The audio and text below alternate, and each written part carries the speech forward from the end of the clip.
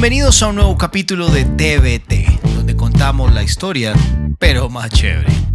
Y ténganse porque hoy les traigo un chisme de unos 1200 años, o más si nos ponemos técnicos. Hoy vamos a hablar del español, la historia de ese idioma que usamos tantos millones de personas en el mundo y que hoy ustedes van a conocer de dónde salió, por qué es tan interesante y por qué hablamos como hablamos. Este capítulo para mí es realmente especial porque las personas que me conocen muy de cerca saben cómo yo me encarnizo hablando del español y de su historia y de sus reglas y de sus cosas y de sus mañas y de su origen cada vez que me dan un poquitico de oportunidad de hablar del español. Pues hoy voy a tratar de contarles esta historia en este capítulo, así que ténganse, acomódense, porque aquí nos vamos con la historia del español. Para hablar del origen del español tenemos que hablar de dónde salen las demás lenguas del mundo. Bueno, no todas, pero la gran mayoría. Y tenemos que hablar de dónde sale la familia a la que pertenece el español. Pues resulta que todo comienza con una superfamilia de lenguas a la que le pusieron la familia de lenguas indoeuropeas o la familia indoeuropea de lenguas. Y hay algunos lingüistas que quieren llamar a una lengua hipotética la lengua indoeuropea. Pues resulta que hace unos 6000 años nada más, eso fue hace poquitico, en algún lugar por allá cerca del mar Caspio, un mar que queda como entre Europa y Asia, un grupo de personas, al parecer, según la evidencia que hay por ahí, hablaba una lengua que pues ya no existe hoy, pero que en ese momento era la manera en que se comunicaban. Y esto es como la bisabuela y la tatarabuela de muchísimas lenguas actuales. No solamente del español, sino del inglés, hasta de idiomas como el persa, el hindi, y de idiomas que después dieron origen al español, que son como los papás o los abuelos, si queremos verlo así, que son el griego y el latín. Pues esto es tremenda farra multilingüe y vamos a explicar cómo fue que surgió esta fiesta. ¿Cómo sabemos esto? Bueno, gracias a un héroe intelectual, a un nerd de la época, que era el señor Sir William Jones. El señor Sir William Jones, ¿qué era? Este tipo era un juez británico y en la invasión de Inglaterra a la India, que eso nos da como para unos 2 capítulos y próximamente lo tendremos por ahí, llega a la India en 1783. Él iba a trabajar como juez en la Suprema Corte de Bengala, pero este tipo, como era un nerd, a los nerds nos gusta estudiar de todo, hablar de todo, investigar de todo. Y cuando llegó este man a la India, se empezó a enamorar de la cultura, del idioma, de la historia de la India. Y resulta que este tipo empezó a hacer más cosas que simplemente ser un juez. En menos de 6 meses de estar allá, fundó una cosa que se llamó la Sociedad Asiática y empezó, entre todo lo que estudió este señor allá, a estudiar el sánscrito. El sánscrito es una lengua sagrada de la India muy antigua. Cuando empezó a estudiar el sánscrito, se dio cuenta de algo alucinante. Resulta que el sánscrito tenía muchas palabras parecidas al latín y al griego, por ende muy parecida a muchas otras lenguas como su propia lengua nativa, el inglés, y otras lenguas que surgieron después de allí. Por ejemplo, se dio cuenta que madre, la palabra madre en sánscrito es matr, se escribe en nuestra grafía conocida del español, parecida para que lo entendamos, M-A-T-R, más o menos, matr, y en latín es mater, y en griego es mitera, y en celta antiguo es mathir, y ahí tenemos madre en español y mother en inglés, y van a ver que se parece la palabra en muchas lenguas. Entonces ese tipo dijo, uy, aquí hay algo. Y no solamente esa palabra, sino muchas otras palabras y muchas otras cosas que se parecían muchísimo en lenguas que geográficamente pues están lejísimos, pero ¿cómo así que se parecen tanto? Entonces, pues William Jones al darse cuenta de esto dijo, pues yo creo que todas estas lenguas venían de una sola, tuvieron un mismo origen. Y así fue como él propuso esta teoría de las lenguas indoeuropeas o de la lengua indoeuropea, que era esta familia o como un solo idioma ancestral y que ese idioma pues se ramificó todo este tema y se crearon todas estas lenguas. Entre ellas, como ya lo mencioné hace un ratico, el latín, que fue muy importante para el origen del español.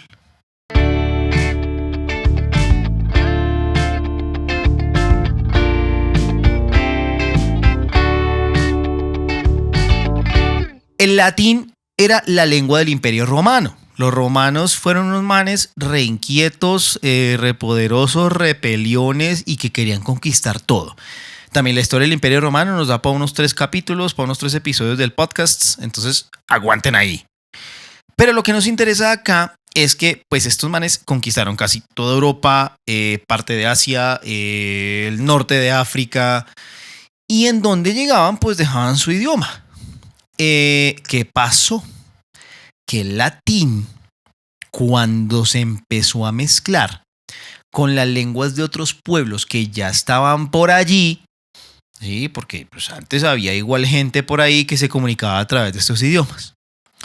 Resulta que el latín, cuando se empezó a mezclar con estas lenguas, con lo que hablaba la gente que andaba por allí, dio lugar a una cosa que hoy se conoce como el latín vulgar.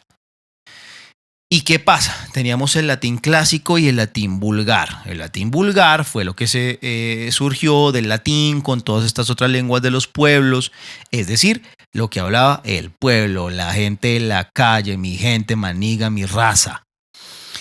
Y con el tiempo, ese latín vulgar que fue evolucionando, que se fue mezclando, que fue cambiando, dio origen a las lenguas romances. Entonces esa mezcolanza entonces fue lo que le dio origen al francés, al italiano, al rumano y por supuesto al español que conocemos hoy en día. Ahora hay un dilema ahí que es histórico también, que si se dice castellano o español, bueno, eso también nos da para un par de episodios. Aquí no me voy a meter en esa pelea, después de pronto me meta, pero por ahora y aquí en este episodio voy a decirle español. Entonces, ¿qué pasa? Aquí se generan la lengua romances, se llaman romances porque vienen de la lengua romana, que era el latín del Imperio Romano. Entonces, ¿qué pasa? El latín vulgar dio origen a estas lenguas, a la forma en que hablaba la gente en su diario vivir, y el latín clásico, como el original Panini, el goma, el fresa, el cifrino, el mi rey, como lo quieran llamar en su país hispanohablante, pues lo tomaron estas lenguas y estas naciones para crear el lenguaje técnico. Entonces, el español, por ejemplo, en este caso que hablamos en el diario vivir, es del latín vulgar, originó del latín vulgar.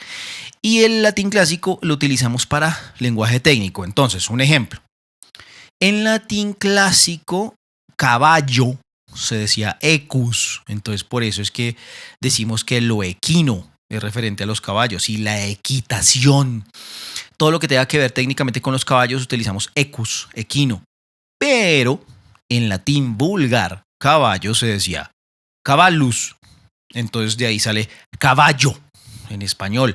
Y en francés es cheval, y en italiano es cavallo, y en otros idiomas como el gallego también es cavallo, en catalán es cabal, en fin, de ahí nace el idioma del diario vivir. Y el latín clásico lo encontramos en muchos términos técnicos.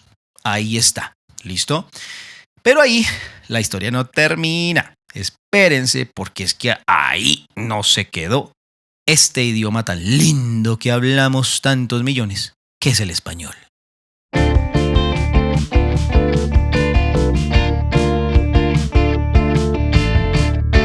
Año 711.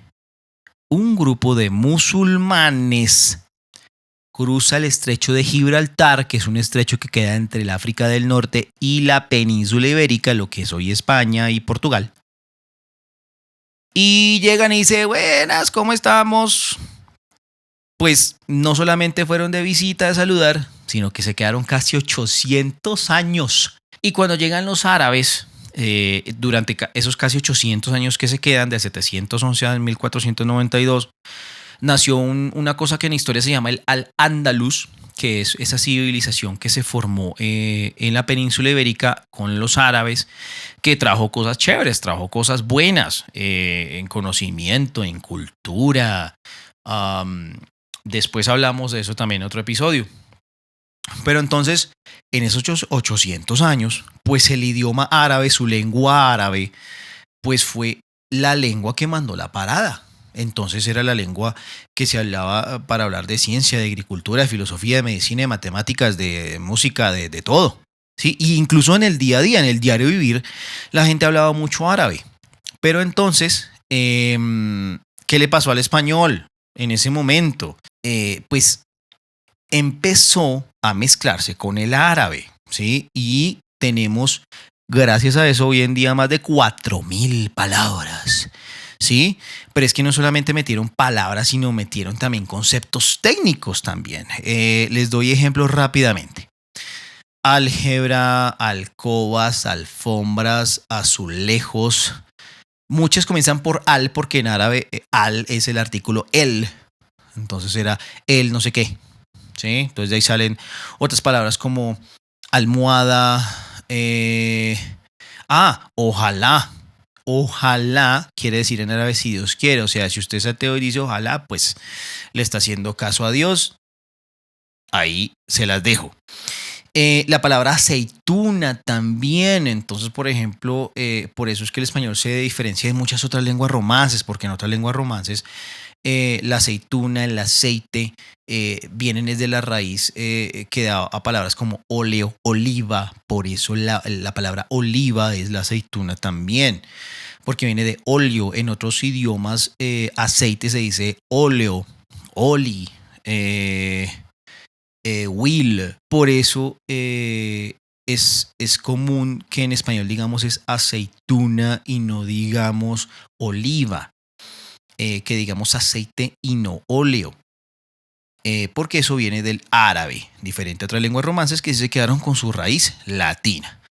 Alcázar, alquimia, almacén, naranja, jarabe, todas esas vienen del árabe. Entonces tenemos un montón de influencia del árabe, y por eso y otras razones, pero tiene un gran peso el árabe en que el español se diferencie de muchas otras lenguas romances. El italiano, el francés, el rumano, el catalán se parecen muchísimo en muchas cosas, en muchas palabras, pero siempre el español sale ahí con su vaina diferente. Y es por eso, ¿sí? Entonces, allí fue como le metió esa onda al árabe al español, y por eso es un remix. Y quedó el español como quedó.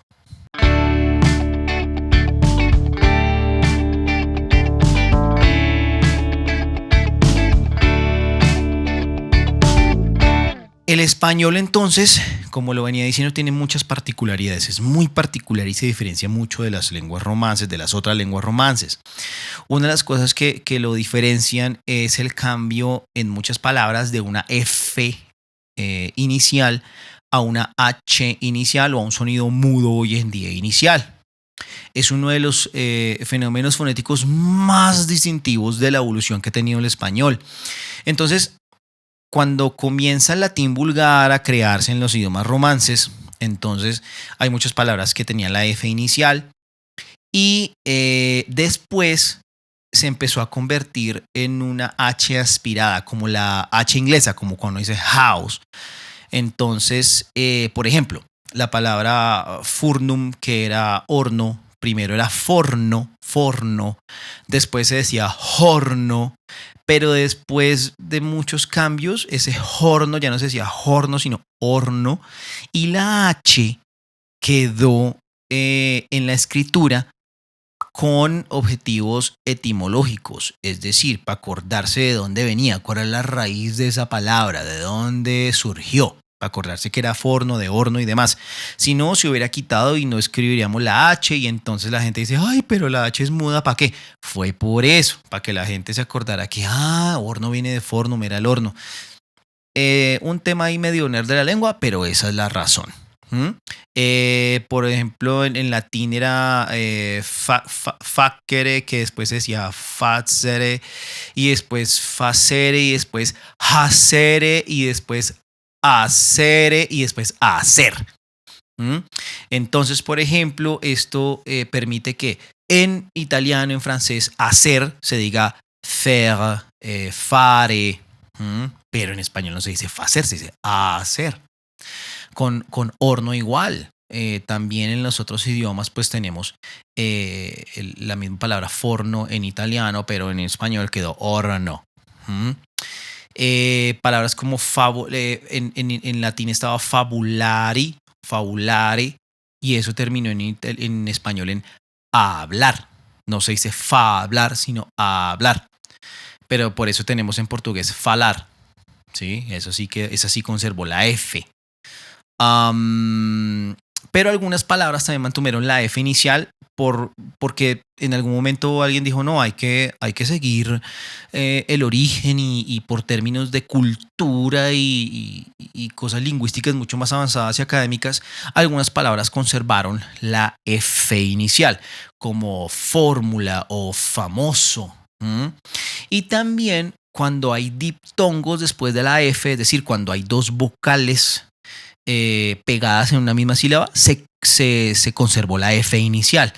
Por eso tenemos palabras como fuego, fuego, como tiene UE, entonces se conservó la F, no se dice huego, no se transformó a huego, sino que se conservó fuego. Otra particularidad del español es la ñ y se volvió la imagen oficial del español, la letra ñ, que es exclusiva, bueno, casi exclusiva del español, porque por ejemplo el gallego también tiene la ñ, pero es por influencia del español, del castellano, pues en ese momento. Pero la ñ es muy particular. Entonces, ¿qué pasa? Hubo palabras en latín como annus, que es año, en donde había una doble N y esa doble N se empezó a volver así medio, mucho más palatal. Es decir, cuando la gente pegaba la lengua contra el paladar y empezó a tomar este sonido así.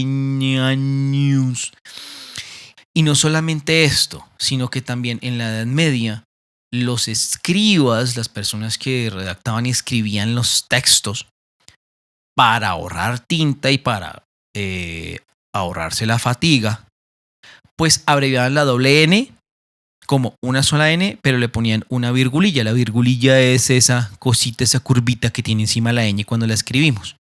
Entonces, por ahorro de tinta y demás, y de papel y de todo, entonces empezaron a transformar la doble N en la ñ.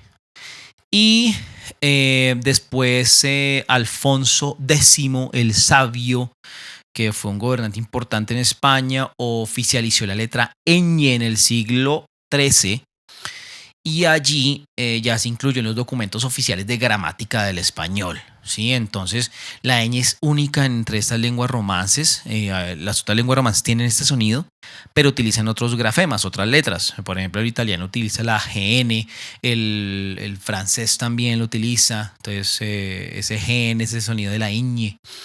Y en el 91 incluso, España, el gobierno español, protegió el uso de la ñ en términos legales para que siempre estuviera incluido en teclados, en dominios web, en la internet, para que se pudiera poner con libertad en todo el mundo digital. Otra particularidad ahora del español, pero sobre todo del español latinoamericano, es la pronunciación de la S y de la C y de la Z. Entonces siempre hay muchas preguntas que dicen, pero ¿por qué si en España se pronuncia la Z y la C? ¿Por qué en Latinoamérica no? Pues es que resulta que en España, en regiones del sur, como Andalucía, como Extremadura y como las Islas Canarias, no se pronuncia la C ni la Z ni se hace esta pronunciación de estas letras. Y los colonos, los migrantes que llegaron a América venían de estas regiones.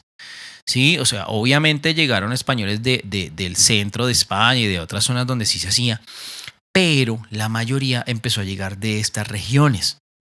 Y pues se empezó a proliferar el uso del español de esta forma. Además, hay otro factor importante y es la simplificación lingüística, es decir, para un indígena, para un africano, que eran los que habitaban estas tierras y que estaban aprendiendo, bueno, aprendiendo también entre comillas, porque eso fue la letra con sangre entra, el español, pues para ellos era mucho más fácil decir todo con el mismo sonido, con la S, en vez de ponerse a la Z y la C y la S, más fácil todo de una sola. Entonces por eso en Latinoamérica se dio este fenómeno y no se pronuncia la Z y la C, sino que es la Z, la C y la S.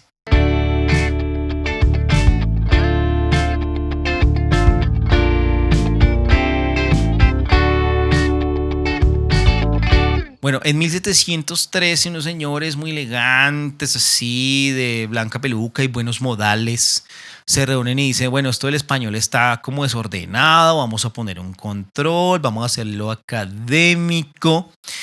Y ahí es cuando nace la Real Academia Española.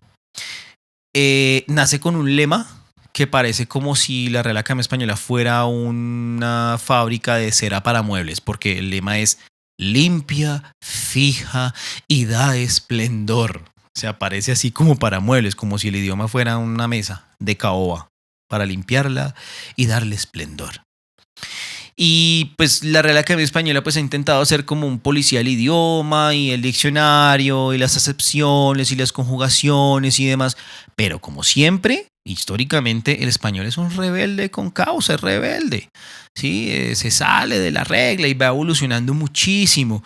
Y pues la existencia del español en Latinoamérica y en tantos países con mezcla de tantas vainas, de tantas otras lenguas, de muchos pueblos, pues va cambiando, va evolucionando.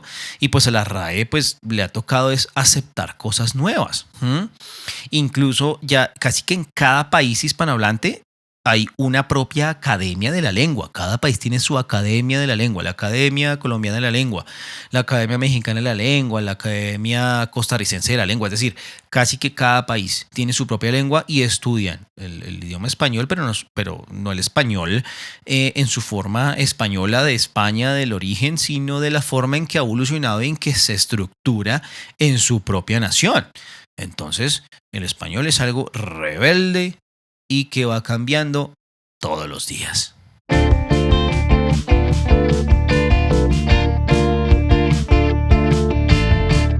Hoy en día, el español es el cuarto idioma más hablado del mundo. Tiene más de 500 millones de hablantes nativos. Es el segundo idioma en redes sociales y es el tercer idioma en Wikipedia, para que lo tengan ahí. El español se habla oficialmente como idioma en 20 países. Mucho a ver, México, Guatemala, El Salvador, Honduras, Nicaragua, Costa Rica, Panamá, Colombia, Venezuela, Ecuador, Perú, Bolivia, Chile, Argentina, Paraguay. En Paraguay es cooficial con el guaraní, es muy chévere. Uruguay, Cuba, República Dominicana, España, obvio, y Guinea Ecuatorial. En Guinea Ecuatorial se habla español. Y además es ampliamente hablado en los Estados Unidos. Toma lo tuyo, Trump. Más de 42 millones de personas hablan español. Y también no es oficial, pero se habla importante, de una manera importante, en una cantidad importante en Puerto Rico, en Belice, en Andorra, que es una nación que queda ahí entre España y Francia, donde prevalece el catalán, pero igual se habla. Y algunas comunidades en Filipinas. En Filipinas en un momento fue el idioma oficial, entre comillas, porque era una colonia española. Pero después ya fue evolucionando y ya tienen otros temas lingüísticos de los que hablaremos después. Pero allí todavía se conservan cosas del español en lo que hablan ellos hoy en día. Entonces, con los 500 millones de hablantes nativos y sumando los otros hablantes como segunda lengua y demás, son casi 600 millones de personas que hablamos español en el mundo. Y en Estados Unidos, pues, hombre, es casi un segundo idioma. Y además por la música, o sea, la música latina, la forma en que ha gobernado no solamente la población latina en Estados Unidos, sino también la población norteamericana, pues ha hecho que el español sea muy importante y la gente esté aprendiendo español con las canciones y les interesa aprender español por eso mismo. Hay también Spanglish, ¿no? Entonces, por ejemplo, la palabra parquear, en Colombia decimos mucho parquear para aparcar, para estacionar el carro, pero eso no era una palabra oficialmente del español, eso salió de park, de parking en inglés. En México dicen mucho el lonche, que es el almuerzo, viene de lunch. Tenemos verbos como textear, hanguear, dicen mucho pues en Puerto Rico, de hangout en inglés. También dicen mucho por allí watchar una movie, ¿sí? Empieza el Spanglish así a mezclarse. Curiosidades, por ejemplo, hasta hace unos años, hace poquitos, o sea, estoy hablando de 3 4 años, por mucho la palabra ponqué fue aceptada en la Real Academia Española. Antes no estaba la palabra ponqué, que es la torta. Sí, por ejemplo, en Colombia decimos mucho la torta de cumpleaños, el ponqué de cumpleaños, pero eso viene de las palabras en inglés pound cake, que es una torta con esas características. La misma palabra firulais, hay teorías que dicen que es que los soldados antes a los perros que estaban por ahí sueltos, los soldados que estaban en México y veían perros sueltos decían que eran free legs, como de patas libres, sin dueño, porque los veían por ahí por la calle sueltos y que de pronto free legs se confundió con firulais.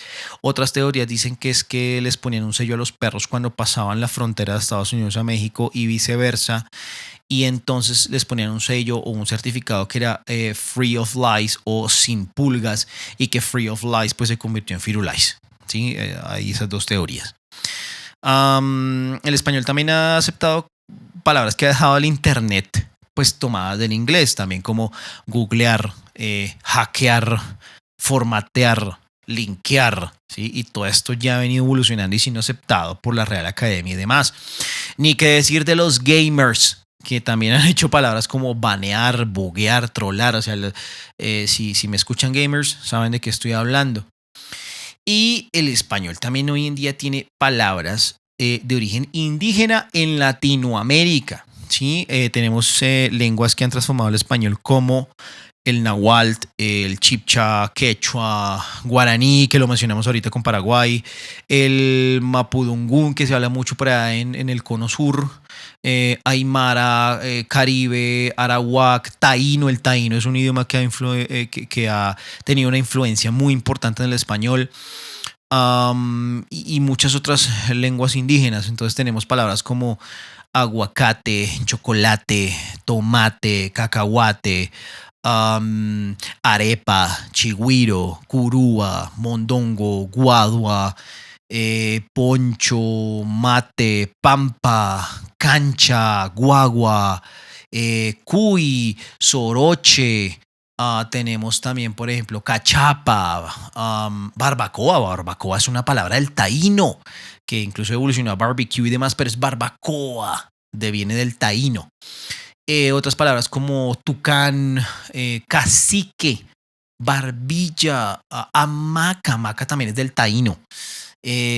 Huracán también es un término del taíno. Y canoa. Canoa también es taíno. Pero les digo que el taíno es un idioma importantísimo, indígena, una lengua indígena que ha influido mucho en el español. Entonces, hablar español es una mezcla maravillosa, una mezcla linda y que va evolucionando de una manera hermosa. Entonces, la próxima vez que se coman una aceituna acostados en una almohada, o que digan ojalá no llueva, están hablando un poquito de árabe, pero también están hablando latín, pero también están hablando indoeuropeo. Se me olvidó contarles también que el español tiene también muchas palabras del euskera. El euskera es el idioma que se habla en la región del País Vasco, lo que hoy es España, en el norte de España. allí hay un idioma fascinante que se llama el euskera, y también se me olvidó contarles que también hay una teoría del cambio de la F inicial a la H, como en forno, horno, y fijo a hijo, y de facere a hacer, y de figo a higo, y de fumo a humo, y de fierro a hierro. Que parece ser que también es una influencia del euskera, porque el euskera no tiene el fonema F. Y entonces cuando llegó aquí el latín a esta zona, pues era muy fuerte el euskera, y pues la ausencia también de la F dio a que la gente empezara a utilizar otro fonema que sí existía y que sí conocían un poco más. Entonces es importante. Entonces por eso cuando hablamos español hablamos de todo un poquito, de todo un poquito. También cuando se tomen un chocolate o se coman una arepa o un aguacate o se acuesten en una hamaca o estén en este tipo de situaciones, están hablando también lenguas indígenas de Latinoamérica.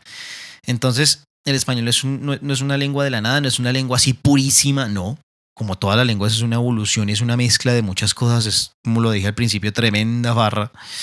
Y es una lengua viajera, es una lengua mestiza, es una lengua curiosa, ¿sí? Nació del latín, pero entonces creció entre montañas y culturas y se enriqueció con palabras de todas partes. Entonces es una historia de conexiones muy linda, es una conexión de imperios, de ideas, de pueblos, de costumbres y de palabras que por muchos siglos siguen vivas de muchas maneras. Ese fue el chisme de hoy con el español. Esto da para mucho más, pero ojalá hayan quedado con una idea de dónde sale este idioma que más de 600 millones de personas en el mundo hablamos. Entonces, para que se den cuenta que ustedes, si son hablantes nativos del español, son afortunadísimos porque es tremendo idioma, tremenda lengua.